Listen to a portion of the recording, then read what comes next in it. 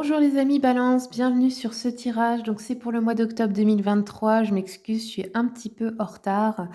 Donc pour les personnes qui voudraient une consultation, vous avez mon mail ou me contacter, madamepimedium@gmail.com. Attention, certaines personnes volent mes vidéos et font des faux profils, vous envoient des messages privés en se faisant passer pour moi. Sachez que je ne démarche jamais personne, je n'envoie pas de messages.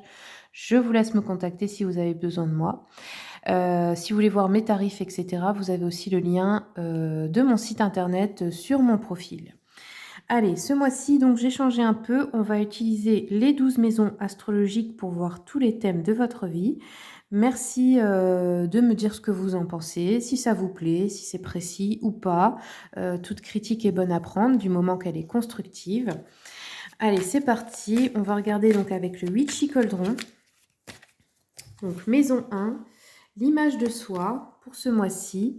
Alors, on vous sent un petit peu là, ce mois-ci, dans une énergie hyper active, un peu, vous voyez, vous reprenez confiance en vous, c'est vrai, mais attention à ne pas devenir arrogant ou arrogante. On vous dit ici que il ne faut pas faire des promesses que vous ne pourrez pas tenir. C'est mieux de voir au jour le jour si vous n'êtes pas sûr. Sinon, c'est un peu l'énergie d'avoir envie de... Vous voyez, une personne qui a envie de prendre des risques, là, ce mois-ci. Ensuite, la maison 2, donc les biens matériels, les possessions, la sécurité financière pour ce mois-ci, pour vous les balances. Nous avons un 8 d'épée renversé, donc là, on nous parle de libération pour vous. Ça peut être une libération émotionnelle. On peut aussi chercher des solutions à propos de biens matériels ou pour avoir sa sécurité financière au niveau des possessions. Ça peut être aussi une libération pour certaines personnes au niveau d'une addiction alimentaire, hein. Pour d'autres, ce sera plus un soulagement. En fait, reprendre le contrôle de votre vie. On nous dit ici, hein. Ok, donc ça peut être aussi au niveau financier. Pour la maison 3. Hop, maison 3, maison des Gémeaux. Alors ici, on nous parle au niveau de l'apprentissage ou des formations ce mois-ci que vous allez faire ou des nouvelles choses que vous allez apprendre. On nous parle de chance ici, hein, de destin. Donc il y a peut-être quelque chose qui va arriver vers vous, un nouveau sujet qui vous intéresse ou quelque chose que vous voulez apprendre ou une formation. Ou vous allez rencontrer quelqu'un aussi qui vous apprend quelque chose. Là, avec la roue de fortune, c'est vraiment l'idée de c'est votre destin, c'est très important, vous voyez.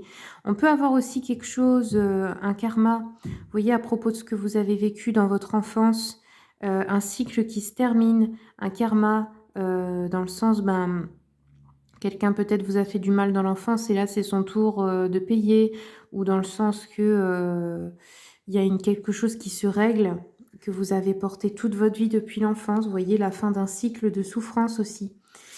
La maison 4, donc là c'est votre foyer, vos racines, les lignées familiales, votre l'immobilier, votre stabilité intérieure. Donc ici on nous parle d'un petit problème.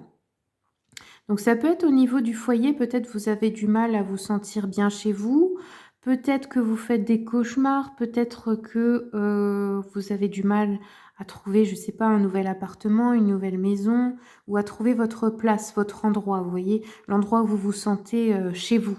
Là, on nous parle d'un petit manque d'accomplissement dans ce niveau-là. Maison 5, les réalisations personnelles, les amours. Ici, nous avons l'étoile. On peut nous parler d'un petit découragement, hein, peut-être de ne pas trouver encore ce qui vous inspire, ou d'avoir du mal à vous connecter à votre créativité. Là, on nous parle d'ennui un peu. Donc peut-être que vous avez besoin de trouver quelque chose de nouveau qui vous anime. Ça peut être aussi dans le couple, une petite routine qui s'installe qui est ennuyeuse. Bon, c'est pas forcément très mauvais, mais là, c'est un appel à trouver qu'est-ce qui me plaît, qu'est-ce qui m'anime, qu'est-ce qui m'intéresse dans la vie.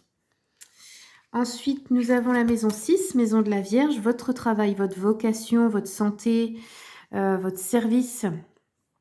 Donc ici, on nous parle peut-être d'une personne, encore une fois, un peu trop timide, qui a du mal peut-être à se montrer, à se mettre en avant, On peut nous parler pour d'autres d'un sous-paiement, de quelqu'un qui vous doit de l'argent, qui vous ne le donne pas, ou un patron qui vous paye pas toutes vos heures, ou quelque chose comme ça.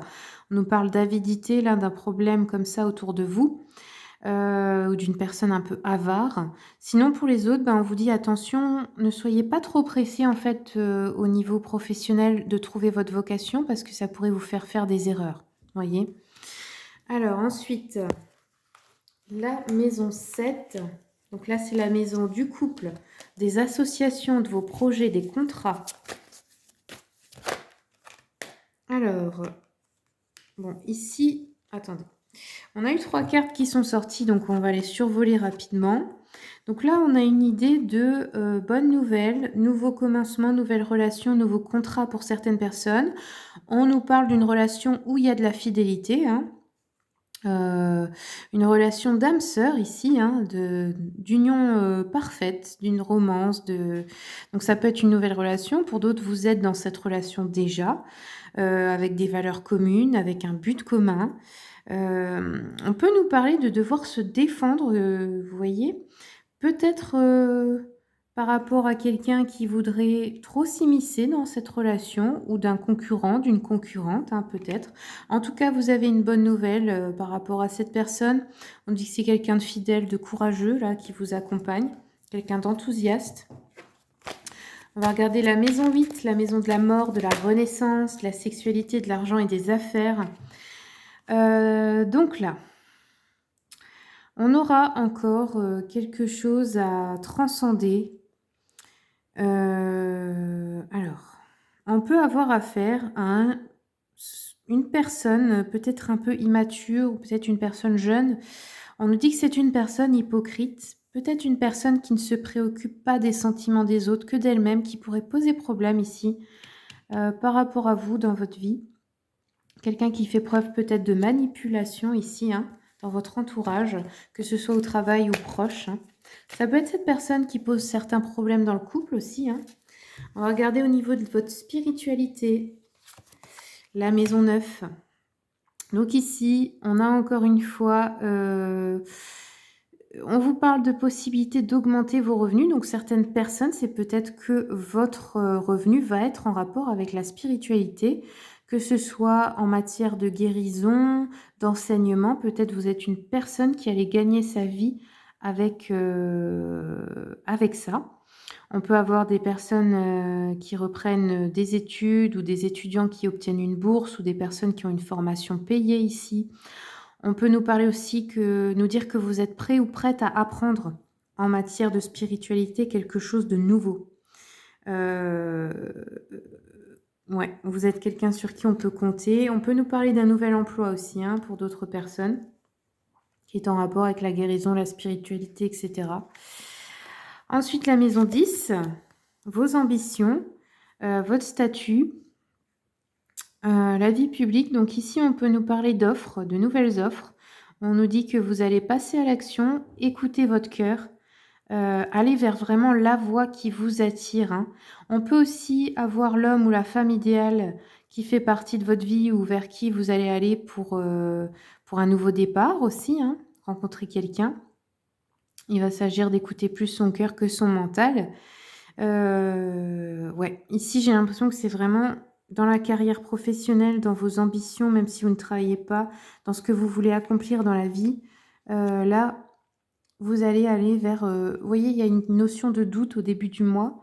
Puis après, il y a une question de vraiment ouvrir le cœur et partir vers là sans avoir peur, sans doute, sans... Enfin, je sais pas comment dire, mais dans le sens que vous allez arrêter de douter de vous-même, vous allez vraiment écouter votre intuition et avoir du courage, là, passer à l'action. Hein. Ensuite, les amis, le réseau social, la maison 11.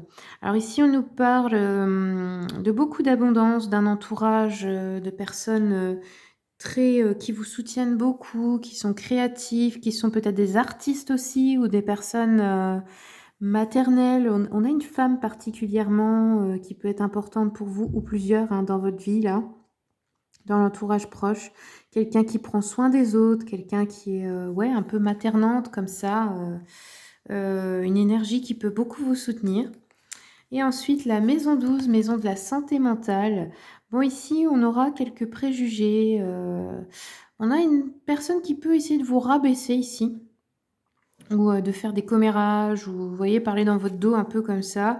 Ça peut, vous faire mal. Ça peut être une personne de votre famille là, ici, hein. Quelqu'un qui a fait ça aussi dans le passé. Quelque chose qui peut encore vous atteindre, qui peut faire que vous avez peur, des jugements des autres. Voilà les amis Balance, c'est tout ce que j'ai pour vous. Je vous remercie beaucoup pour votre écoute, et puis je vous souhaite un très bon mois d'octobre.